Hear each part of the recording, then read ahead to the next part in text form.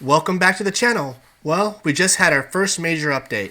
Unfortunately, for people who are thinking about investing but haven't yet, the buy one get one deal promotion is now over.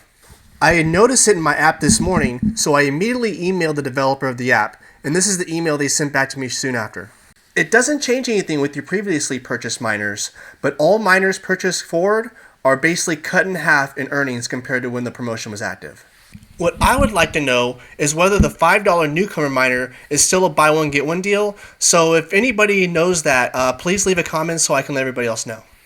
This also means that my return on investment videos are now out of date. But since I make those weekly, I'll just change that to reflect that in the next video.